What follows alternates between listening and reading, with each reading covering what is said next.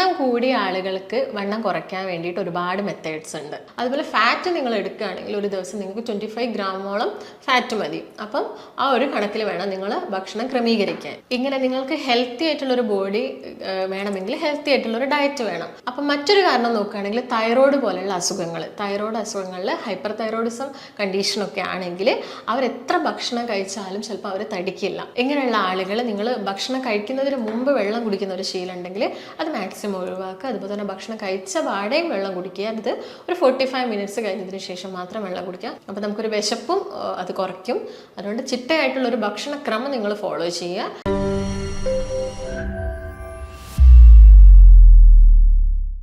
നമസ്കാരം, ഞാൻ ഡോക്ടർ ഭാഗ്യ, Q1B health കെയറിലെ Ayurveda ഫിസിഷ്യനാണ്.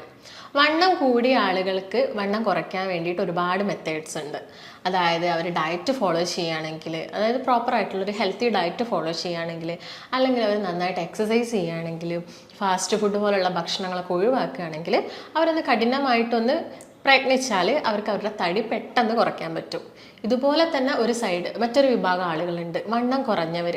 അവർ ഒരുപാട് ഭക്ഷണം കഴിക്കുന്നുണ്ടാവും, എക്സസൈസ് ചെയ്യുന്നുണ്ടാവും, പക്ഷെ അവർ വിചാരിച്ച പോലെ അവർക്ക്, അതായത് ഒരു ഡ്രസ്സ് ഇട്ടിട്ട് അവർക്കൊരു കോൺഫിഡൻറ്റ് കിട്ടുന്നില്ല. അങ്ങനെ ഒരുപാട് ബുദ്ധിമുട്ടുകളുള്ള മറ്റൊരു വിഭാഗം ആളുകളുണ്ട്.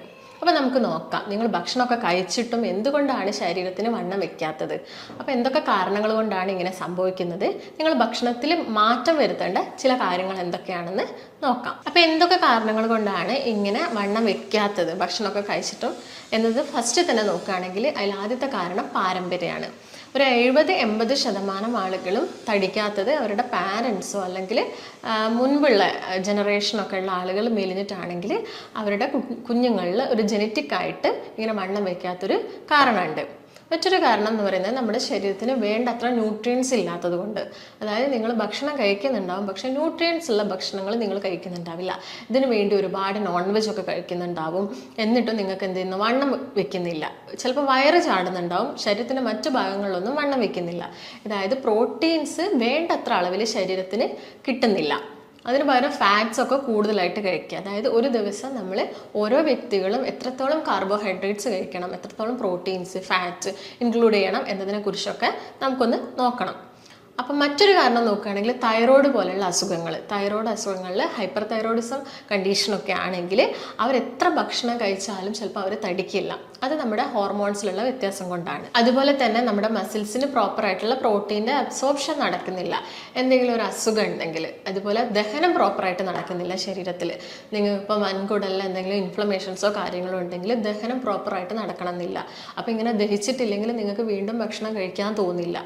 ഓൾറെഡി അത് ഉണ്ടാവും നമ്മുടെ വയറ്റിൽ തന്നെ, അല്ലെങ്കിൽ ആമാശയത്തിൽ തന്നെ അത് ദഹിക്കാതെ കിടക്കാം. അതുകൊണ്ടൊക്കെ തന്നെ എന്ത് സംഭവിക്കാം, ഈ പ്രോപ്പറായിട്ട് നമ്മുടെ ഹൈറ്റിനനുസരിച്ചിട്ടുള്ള ഒരു വെയിറ്റ് ആളുകളിൽ ഉണ്ടാവണമെന്നില്ല. മറ്റൊരു കാരണം നോക്കുകയാണെങ്കിൽ IBS പോലുള്ള കണ്ടീഷൻസ്. IBSൽ നമുക്കറിയാം, നമ്മൾ ഏത് ഭക്ഷണം കഴിക്കുകയാണെങ്കിൽ നമുക്കൊരു ടെൻഡൻസിയാണ് ടോയ്ലറ്റ് പോകാൻ. അത് ഇതുപോലെ തന്നെ വൻകുടലിൽ ഉണ്ടാകുന്ന എന്തെങ്കിലും ഇൻഫ്ലമേഷൻസോ കാര്യങ്ങളോ കൊണ്ടാവാം.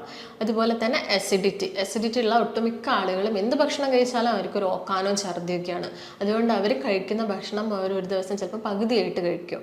ഇങ്ങനെയുള്ള ആളുകളൊക്കെ ഇത്രയും കാരണങ്ങൾ കൊണ്ടൊക്കെ മെയിനായിട്ട് നിങ്ങൾക്ക് വണ്ണം കൂടാതെ, അതായത് നിങ്ങൾ എന്ത് കഴിച്ചിട്ടും വണ്ണം കൂടുന്നില്ല എന്നൊരു കണ്ടീഷൻ ഉണ്ടായേക്കാം. ഇങ്ങനെ തടിക്കാൻ വേണ്ടിയിട്ട്, അതായത് നമ്മുടെ ഹൈറ്റിനനുസരിച്ചിട്ടുള്ള ആ ഒരു പ്രോപ്പറായിട്ടുള്ള ഒരു വെയിറ്റ് ഉണ്ടാവാൻ വേണ്ടിയിട്ട് നമ്മളെ ഡയറ്റിൽ ഇൻക്ലൂഡ് ചെയ്യേണ്ട കാര്യങ്ങൾ എന്തൊക്കെയാണെന്ന് നമുക്ക് നോക്കാം. ആദ്യം തന്നെ പറയുകയാണെങ്കിൽ കാർബോഹൈഡ്രേറ്റ്സ്. നമ്മൾ മലയാളികളെ കേസ് നോക്കുകയാണെങ്കിൽ ഒട്ടുമിക്ക എല്ലാവരും കൂടുതലായിട്ടും കഴിക്കുന്നത് ഈ കാർബോഹൈഡ്രേറ്റ്സ് ആണ്. അതായത് ഇപ്പം രാവിലെ 3 നേരം അല്ലെങ്കിൽ 4 നേരത്തോളം നമ്മൾ പലരും കാർബോഹൈഡ്രേറ്റ്സ് കൂടുതലായിട്ട് കഴിക്കുന്നുണ്ട്. എങ്കിൽ അങ്ങനെയല്ല, നമുക്കൊരു ദിവസം ഒരു 225 ഗ്രാം മുതൽ ഒരു 325 ഗ്രാമോളാണ് കാർബോഹൈഡ്രേറ്റ്സ് നമ്മുടെ ശരീരത്തിന് ആവശ്യമായിട്ടുള്ളത്. അതിൽ കൂടുതൽ എടുക്കുന്ന സമയത്താണ്, അതിൽ കൂടുതൽ നമ്മൾ കാർബോഹൈഡ്രേറ്റ്സ് എടുക്കുക, പ്രോട്ടീൻസ് കുറയുക. അങ്ങനെ നോക്കുന്ന സമയത്താണ് നമുക്ക് ഈ വയറുന്തി വരികയും അതുപോലെ തന്നെ ബാക്കിയുള്ള ഭാഗങ്ങളൊക്കെ ശോഷിച്ച് വരികയും, ഇങ്ങനെയുള്ള ആളുകളുടെ ഉന്മേഷക്കുറവും ആരോഗ്യത്തിൽ, അതായത് ഒരു ഹെൽത്തി ആയിട്ടുള്ളൊരു ലൈഫ് അവർക്ക് കൊണ്ടുപോകാനൊക്കെ ഭയങ്കര ബുദ്ധിമുട്ടായിരിക്കും. അപ്പോൾ കാർബോഹൈഡ്രേറ്റിൻ്റെ അളവ് എന്ന് പറയുന്നത് ഒരു 225 ഗ്രാം മുതൽ ഒരു 325 ഗ്രാമാണ് നമുക്കൊരു ഡേ വേണ്ടത്. അതുപോലെ തന്നെ പ്രോട്ടീൻസ് എന്ന് പറയുന്നത് നമ്മുടെ ഒരു 1 kg ബോഡി വെയ്റ്റിന് 0.8 ഗ്രാം പ്രോട്ടീൻസ് ആണ് വേണ്ടത്. അതായത് ഒരു പ്രോപ്പറായിട്ടുള്ള ഹൈറ്റ്, അതിന് പ്രോപ്പറായിട്ട് വെയിറ്റ് ഉള്ള ഒരാൾ ഒരു ദിവസം ഒരു 50 മുതൽ ഒരു 60 ഗ്രാം പ്രോട്ടീൻസ് ആണ് കഴിക്കേണ്ടത്. നിങ്ങൾ കൂടുതലായിട്ട് എക്സേർഷൻ ചെയ്യുന്ന അല്ലെങ്കിൽ വ്യായാമം കൂടുതലായിട്ട് ചെയ്യുന്ന ആളുകളാണെങ്കിൽ നിങ്ങൾക്കൊരു 100 ഗ്രാം പ്രോട്ടീൻസ് വരെ ഡയറ്റിൽ ഇൻക്ലൂഡ് ചെയ്യാം. അതുപോലെ തന്നെ പ്രോട്ടീൻസ് എടുക്കുന്ന സമയത്ത് ചിലപ്പോൾ നോൺ വെജും വെജിറ്റേറിയൻസ് അങ്ങനെ 2 വിഭാഗം ആളുകളുണ്ടല്ലോ. നോൺ വെജിലാണ് കുറച്ച് കൂടുതലായിട്ടും പ്രോട്ടീൻസ്, അതായത് ആനിമൽ പ്രോട്ടീൻ കുറച്ച് കൂടുതലായിട്ട് നമ്മുടെ മസിൽ ബൾക്ക് കൂട്ടും. അതോടൊപ്പം തന്നെ വെജിറ്റേറിയൻസിന് കഴിക്കാൻ പറ്റുന്ന പ്രോട്ടീൻസ് ആണ് ചെറുപയർ, കടല, പരിപ്പ്. അത് കുറച്ച് അതായത് ഒരു ഡേ അതിന് ആ ഒരു 150 ഗ്രാം ചിക്കനിലുള്ളത് ഒരു 50 ഗ്രാമോളം പ്രോട്ടീൻസ് ആണ്. അപ്പോൾ നമ്മൾ ആ ഒരു മെഷർമെൻറ്റ് നോക്കിയിട്ട് ചെറുപയർ കുറച്ച് കൂടുതലായിട്ട് കഴിക്കുക, അല്ലെങ്കിൽ കടല, പരിപ്പൊക്കെ ഭക്ഷണത്തിൽ കുറച്ചധികം ഇൻക്ലൂഡ് ചെയ്യുക. അപ്പം പ്രോട്ടീൻസ് നിങ്ങൾ എടുക്കുമ്പം അതായത് നമ്മുടെ ആ ഒരു ലിമിറ്റ് ഉണ്ട്, ഇത്ര പ്രോട്ടീൻസ് എടുക്കണം. അതിൽ കൂടുതൽ പ്രോട്ടീൻസ് നമ്മുടെ ശരീരത്തിന് ആയാലും ഒരുപാട് പ്രശ്നങ്ങളാണ്. കിഡ്നി സ്റ്റോൺ അല്ലെങ്കിൽ യൂറിക് ആസിഡ് പോലുള്ള ബുദ്ധിമുട്ടുകൾ, ഡീഹൈഡ്രേഷനൊക്കെ നമ്മുടെ ബോഡിയിൽ ഉണ്ടാവാം. അപ്പം ആ ഒരു ക്വാണ്ടിറ്റി നമ്മൾ കീപ്പ് ചെയ്യുക. അതുപോലെ തന്നെ പ്രോട്ടീൻസ് കഴിക്കുന്ന സമയത്ത് തന്നെ നമ്മൾ ഒരുപാട് മിനറൽസും ഇൻക്ലൂഡ് ചെയ്യേണ്ടതുണ്ട്. കാരണം പ്രോട്ടീൻസിൻ്റെ അബ്സോർപ്ഷൻ നമ്മുടെ ശരീരത്തിൽ നടക്കണമെങ്കിൽ കൃത്യമായ അളവിലുള്ള ഒരു മിനറൽസും കൂടി ആവശ്യമുണ്ട്. അതായത് വൈറ്റമിൻ ബി കോംപ്ലക്സ് പോലുള്ള ഒരുപാട് നമ്മുടെ ചീര, മുരിങ്ങയുടെ ഇല, ഇതിലൊക്കെ ധാരാളം, ഏത്തപ്പഴം, ഇതിലൊക്കെ ധാരാളം വൈറ്റമിൻ ബി കോംപ്ലക്സ് അടങ്ങിയിട്ടുണ്ട്. അതുപോലെ തന്നെ പ്രോട്ടീൻസ് പോലെ തന്നെ ഇമ്പോർട്ടൻസ് ആണ് എന്തിനുള്ളത്, കാൽഷ്യം. നമ്മുടെ മിനറൽസിന് കാൽഷ്യം നിങ്ങൾക്ക് കൂടുതലായിട്ട് എന്തെടുക്കാം, എഗ്ഗ് എടുക്കാം. അതുപോലെ വണ്ണം വയ്ക്കുന്ന ആളുകളാണെങ്കിൽ മിൽക്ക് എടുക്കുന്ന സമയത്ത് ഹോൾ ഫാറ്റ് മിൽക്ക്, നിങ്ങൾക്ക് വേറെ ഹെൽത്ത് ഇഷ്യൂസ് ഒന്നും ഇല്ലെങ്കിൽ നമുക്ക് ഹോൾ ഫാറ്റ് മിൽക്ക് എടുക്കാം. അതുപോലെ മാഗ്നീഷ്യം കൂടുതൽ അടങ്ങിയിട്ടിരിക്കുന്ന ധാന്യങ്ങൾ, നിങ്ങൾക്ക് ഗോതമ്പോ, റാഗിയോ, ബാർലിയോ അങ്ങനെയൊക്കെ കൂടുതലായിട്ടും ഭക്ഷണത്തിൽ ഇൻക്ലൂഡ് ചെയ്യാം. അതായത് നിങ്ങൾക്ക് ഹെൽത്തി, നിങ്ങളുടെ ബോഡി ഹെൽത്തി ആണെന്ന് മനസ്സിലാക്കുന്നതിനൊരു കാര്യം ബാക്കിയുള്ള ശരീരത്തിൻ്റെ എല്ലാ ഭാഗത്തും ഒരുപോലെ തടി വയ്ക്കുന്നു എന്നുള്ളതാണ്. അതായത് വയറിന് ചുറ്റുള്ള കൊഴുപ്പ് കുറഞ്ഞിട്ട് എല്ലാ ഭാഗത്തും ഒരുപോലെ വെയിറ്റ് ഉണ്ടാവുന്നു എന്നതാണ് ഒരു ഹെൽത്തി ആയിട്ടുള്ള ഒരു ബോഡി കീപ്പ് ചെയ്യുന്ന ഒരാളുടെ ലക്ഷണം എന്ന് പറയുന്നത്. അപ്പോൾ നിങ്ങൾ ഈ കാര്യങ്ങളൊക്കെ ശ്രദ്ധിക്കേണ്ടതുണ്ട്. അതുപോലെ ഫാറ്റ് നിങ്ങൾ എടുക്കുകയാണെങ്കിൽ ഒരു ദിവസം നിങ്ങൾക്ക് 25 ഗ്രാമോളം ഫാറ്റ് മതി. അപ്പം ആ ഒരു കണക്കിൽ വേണം നിങ്ങൾ ഭക്ഷണം ക്രമീകരിക്കാൻ. ഇങ്ങനെ നിങ്ങൾക്ക് ഹെൽത്തി ആയിട്ടുള്ളൊരു ബോഡി വേണമെങ്കിൽ ഹെൽത്തി ആയിട്ടുള്ളൊരു ഡയറ്റ് വേണം. നമുക്കറിയാം നമ്മുടെ ഭക്ഷണം എന്ന് പറയുന്നത് ഒരു ഔഷധം കൂടിയാണ്. നമ്മുടെ പല അസുഖങ്ങൾക്കുള്ള മെഡിസിൻ നമ്മൾ കഴിക്കുന്ന ഭക്ഷണത്തിലൂടെയാണ്. അതായത് പല അസുഖങ്ങളും മാറുന്നതിന് നമ്മൾ പ്രോപ്പറായിട്ടുള്ളൊരു ഭക്ഷണം, അതായത് ഈ കൂടുതൽ ഫാറ്റ് അടങ്ങിയിട്ടുള്ള അല്ലെങ്കിൽ ഈ ഫാസ്റ്റ് ഫുഡ്, അതുപോലെ തന്നെ ജങ്ക് ഫുഡ്, ഫ്രൈഡ് ഐറ്റംസ് ഒക്കെ നമ്മൾ കുറച്ചുകൊണ്ട് വന്നിട്ട് ഭക്ഷണത്തിൽ ധാരാളമായിട്ട് നമുക്ക് വീട്ടിൽ തന്നെ ഉണ്ടാക്കുന്ന അല്ലെങ്കിൽ കഴിക്കാൻ പറ്റുന്ന ധാന്യങ്ങളും കാർബോഹൈഡ്രേറ്റ്സ് അടങ്ങിയിട്ടുള്ള നമുക്ക് ചോറൊക്കെ കഴിക്കാം. അതായത് കൂടുതലായിട്ട് നിങ്ങൾക്ക് അത് കഴിക്കുന്നത് ഇഷ്ടം, ചിലപ്പോൾ പഴങ്കഞ്ഞിയായിട്ട് നിങ്ങൾക്ക് കഴിക്കാം.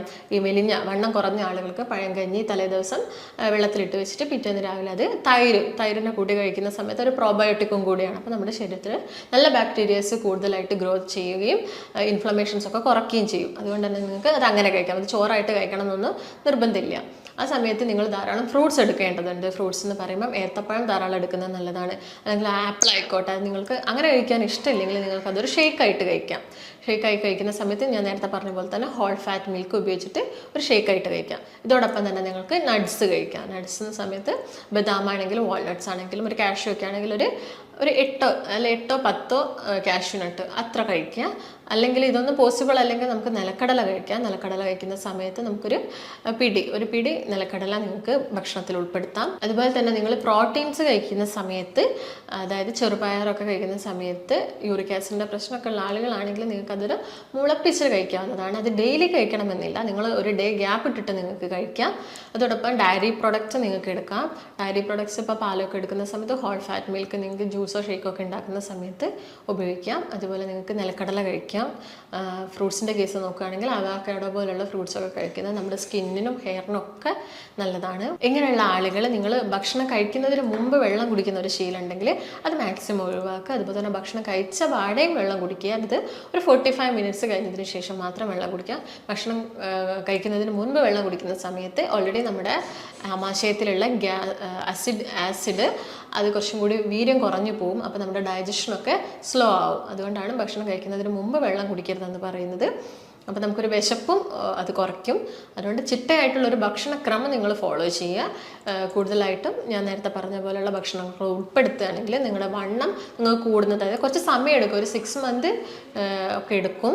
അതായത് പെട്ടെന്ന് ഒരു ചേഞ്ച് നിങ്ങൾക്ക് ഈ കേസിൽ കാണാൻ പറ്റിയെന്ന് വരില്ല.